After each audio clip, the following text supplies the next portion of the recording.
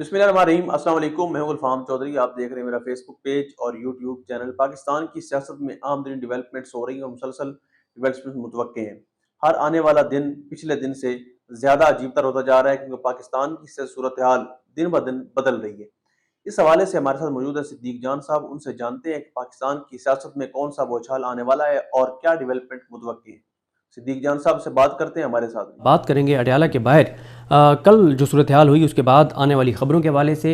और ख़ास तौर पे इस वक्त सबसे ज़्यादा डिस्कस ये हो रहा है कि सोहेल आफरीदी साहब कल अडयाला क्यों नहीं आ रहे। हर जुमेरात को वो अडयाला आते हैं और 10 बार वो अडयाला आ चुके हैं। कल अगर वो आते तो 11वीं बार वो अडयाला आते, तो कल वो अडयाला क्यों नहीं आ रहे। दूसरा मैं बात करूँगा कि क्या इमरान खान साहब की बहनें नाराज़ हैं पार्टी की हिकमत अमली से।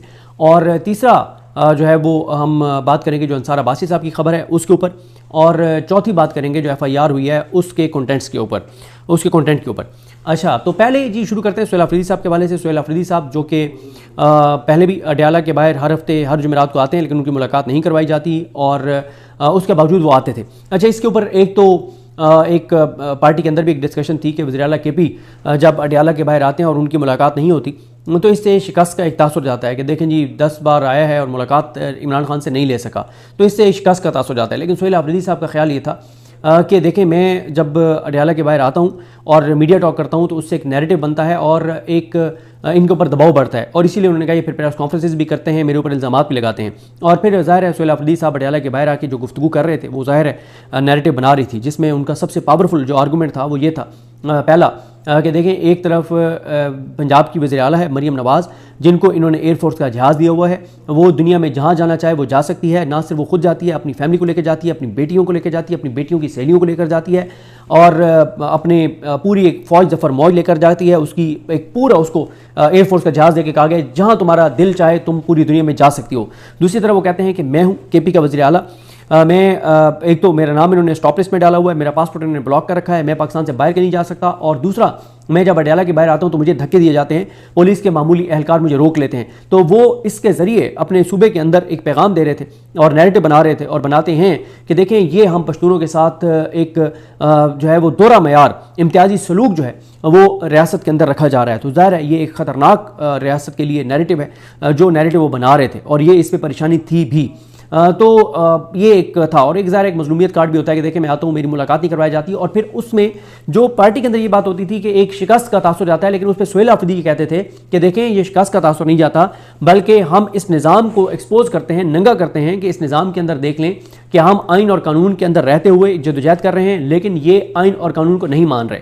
और जैसे कल अलीमा खानम ने भी कहा कि या नूरीन नियाज़ी साहिबा ने कहा कि पाकिस्तान के दुश्मन हम नहीं हैं, हम तो आइन और कानून के अंदर रहते हुए काम कर रहे हैं, लेकिन जो पाकिस्तान के आइन और कानून को तोड़ रहे हैं वो असल पाकिस्तान के दुश्मन हैं।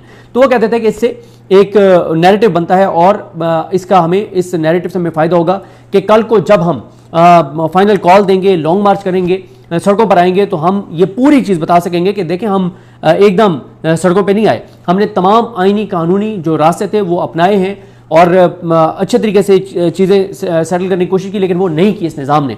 और यही वजह है कि उन्होंने मीडिया को भी बार बार कहा कि जो मेरे बारे में एक तासुर बनाया गया कि इमरान खान मुझे तसादुम के लिए ला रहे हैं, लड़ाई के लिए ला रहे हैं, लेकिन नहीं, मैं जब से वज़ीर आला बना हूँ मैंने इस्लामाबाद कोर्ट से रुजू किया, मैंने सुप्रीम कोर्ट से रुजू किया, मैंने चीफ जस्टिस इस्लामाबाद कोर्ट से मिलने की कोशिश की, चीफ जस्टिस सुप्रीम कोर्ट से मिलने की कोशिश की, मैंने पंजाब हुकूमत को खत लिखा, मैंने वफाकी हुकूमत को खत लिखा, मैंने सूबाई असम्बली में करारदाद पास की, हमारी जो पार्लिमानी पार्टी है कौमी असम्बली में उन्होंने करारदाद पास की, मैंने स्पीकर कौमी असम्बली से मिलने की कोशिश की, मैंने तमाम आइनी और कानूनी रास्ते अपनाए। तो अब आप मुझे मीडिया वाले बता दें कि मुझे क्या करना चाहिए, ये मेरी मुलाकात नहीं करवा रहे, तो ये वो नैरेटिव बना रहे थे। तो खैर इसलिए एक ये डिस्कशन तो थी, लेकिन वो रेगुलर आ रहे थे, उन्होंने रेगुलर आना है। लेकिन कल के हवाले से सिर्फ ये है कि उनका नाम इसलिए लिस्ट में नहीं है कि उन्होंने कल लाहौर जाना था।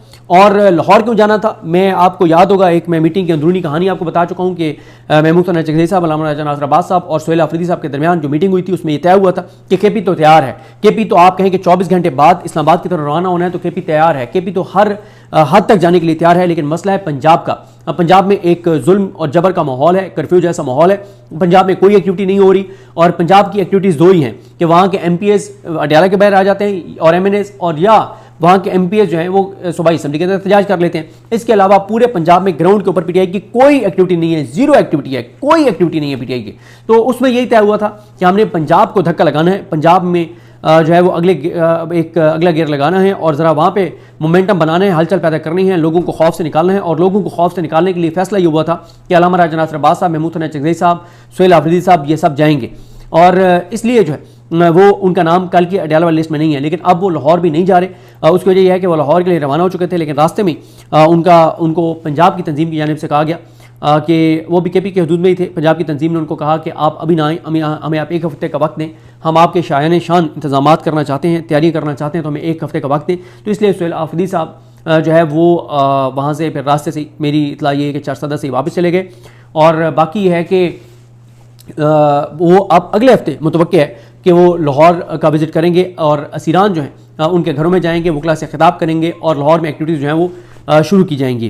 अब आ जाएँ जो मैंने दूसरा टॉपिक था कि इमरान खान साहब की बहनें क्या नाराज़ हैं। देखें, अब आप इसको नाराज़ कह लें, आप इसको कह दें कि उनके तहफ़्फ़ुज़ात हैं, आप कह लें कि उनका शिकवा है, इसको आप कोई भी नाम दे सकते हैं। लेकिन ये बात दुरुस्त है कि इमरान खान साहब की बहनें और ख़ास तौर पर अलीमा खानम साहिबा बहुत उनका दुरुस्त है उनका ये मौक़िफ़ कि इमरान खान साहब को कैद तन्हाई में रखा गया है। और हम इमरान खान की रिहाई से अब इमरान खान से मुलाकात की हद तक आ चुके हैं और वो मुलाकात भी नहीं हो रही।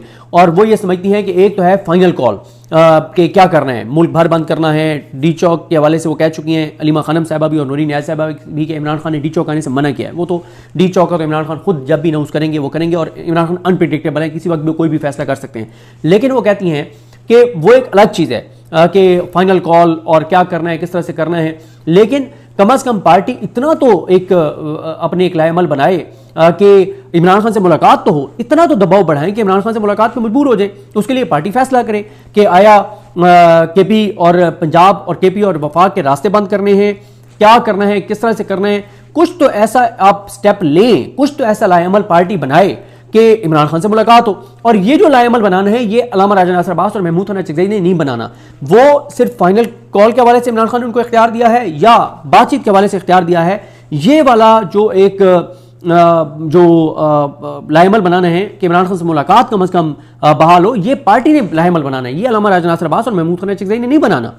और एक और मैं आपको खबर वैसे शेयर कर दूं, कुछ ज़राए ये दावा करते हैं कि कल मुलाकात तय थी कि हो जाएगी, लेकिन उससे पहले इमरान खान साहब से जेल इंतज़ामिया ने जाके कहा कि आपकी मुलाकात हम करवा रहे हैं, लेकिन आपने उसमें ये चीज़ें नहीं कहनी जो आपने पिछली मुलाकात में कही थी। लेकिन इमरान खान ने इस शर्त को मानने से इनकार कर दिया और इस वजह से फिर इमरान खान साहब की बहनों से मुलाकात नहीं करवाई गई। अब इमरान खान साहब की बहनें ये समझती हैं और कि जो है वो आप कोई एक्सट्रीम स्टेप लें ताकि ये निज़ाम मजबूर हो इमरान खान से मुलाकात करवाने के लिए, क्योंकि वो बहनें, कहा जाता है ना कि वो जगह वही जलती है जहाँ पर आग लगी होती है।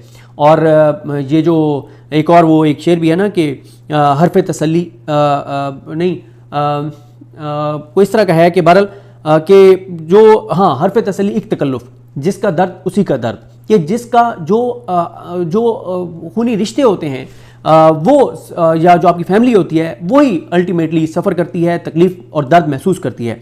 आपको तहरीक इंसाफ की जो मरकज़ी लीडरशिप है, किसी के चेहरे पे वो दर्द नज़र नहीं आता। इमरान खान के लिए जो दर्द आपको उनकी बहनों के चेहरों पर नज़र आता है, जो उनकी आवाज़ में नज़र आता है, जो उनकी आंखों में नज़र आता है। आप वो लम्हा याद करें जब 2 दिसंबर को इमरान खान साहब की बहन डॉक्टर उज़मा इमरान खान साहब से मिल के आई तो उनकी आंखों के अंदर नज़र आ रहा था कि उनकी आंखों के अंदर आंसू हैं, नज़र आ रहा था कि जी बिल्कुल, जिस तरह से आपने सुना कि सिद्दीक जान साहब ने पाकिस्तान की सियासी डेवलपमेंट के हवाले से अहम तरीन हक़ाइक़ हमारे सामने रखे और बताया कि इस वक्त कौन सी कंप्रोमाइज्ड क़यादत है जो इमरान खान साहब की पीठ में झूला घूम रही है और पाकिस्तान की दीगर सियासी जमातों का इस वक्त सियासत के अंदर क्या किरदार है।